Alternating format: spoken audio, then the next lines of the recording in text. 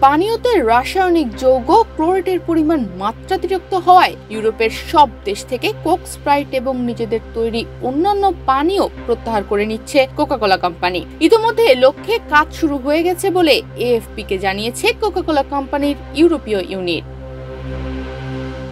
কোম্পানিটি ইতিমধ্যে Belgium, Netherlands, Britain, Germany, France, Luxembourg থেকে কোক, স্প্রাইট ও কোম্পানির প্রস্তুতকৃত অন্যান্য পানীয়ের ক্যান ও কাচের বোতল প্রত্যাহার করে নিয়েছে। এছাড়া অন্যান্য দেশগুলো থেকেও খুব তাড়াতাড়ি তাদের পানীয় পণ্য ফিরিয়ে আনা হবে বলে জানা গেছে।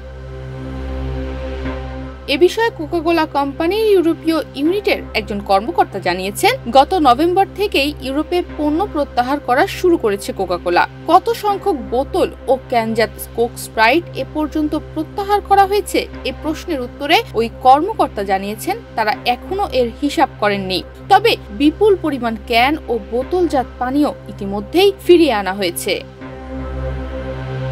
ক্লোরেট এক প্রকার জীবাণুনাশক রাসায়নিক যৌগ এবং এর প্রধান উপাদান ক্লোরিন গ্যাস। পানি বিশুদ্ধকরণ এবং খাদ্য প্রক্রিয়াজাত শিল্পে এই যৌগটি ব্যাপক হারে ব্যবহৃত হয়। ইউরোপের দেশগুলোর জোট ইউরোপীয় ইউনিয়নের অধিভুক্ত সংস্থা ইউরোপিয়ান ফুড সেফটি অথরিটি 2015 সালে একটি গবেষণা পরিচালনা করে। এতে দেখা যায় খাবার কিংবা পানীয় প্রস্তুতের ক্ষেত্রে নির্দিষ্ট মাত্রায় ক্লোরেট ব্যবহারে কোনো সমস্যা নেই। তবে খাবার পানীয়তে নির্দিষ্ট মাত্রার চেয়ে বেশি ক্লোরেটের উপস্থিতি থাকলে তা দীর্ঘমেয়াদে শিশু ও অপ্রাপ্ত বয়স্কদের স্বাস্থ্যের জন্য ক্ষতির কারণ হতে পারে।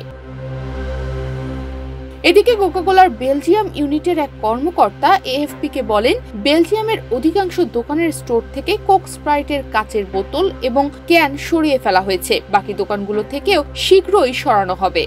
ফ্রান্স অবশ্য এর বিপরীত পথে হাঁটছে। কোকা-কোলার ফ্রান্স শাখার এক কর্মকর্তা এএফপি-কে প্রসঙ্গে বলেন, এ অভিযোগ ওঠার পর আমরা কয়েকজন স্বীকৃত ও নিরপেক্ষ বিশেষজ্ঞদের দিয়ে কোক, স্প্রাইট পরীক্ষা করিয়েছি। তারা জানিয়েছেন পানীয়তে ক্লোরেটের উপস্থিতি রয়েছে ঠিকই, কিন্তু তা কোনো বয়সী মানুষের স্বাস্থ্যের জন্য ঝুঁকিপূর্ণ নয়। তাই আমরা কোক, স্প্রাইট ফিউজটি প্রত্যাহার না করার সিদ্ধান্ত নিয়েছি। ফ্রান্সের বিভিন্ন দোকানের স্টোরে এখনো আগের মতোই কোকা-কোলা কোম্পানির পণ্য বিক্রি হচ্ছে বলেও জানিয়েছেন ওই কর্মকর্তা। তবে সমগ্র ইউরোপে কোকা-কোলা সরিয়ে নেওয়া হলেও বাংলাদেশের মার্কেটে কোকা-কোলা, স্প্রাইটের বিক্রি পুরো দমেই চলছে এবং বাংলাদেশ থেকে তাদের পণ্য সরিয়ে নেওয়া হবে কিনা এ বিষয়ে এখনো কোনো তথ্য জানায়নি কোম্পানিটি। তনিমা রহমান, বাংলাদেশ প্রতিদিন।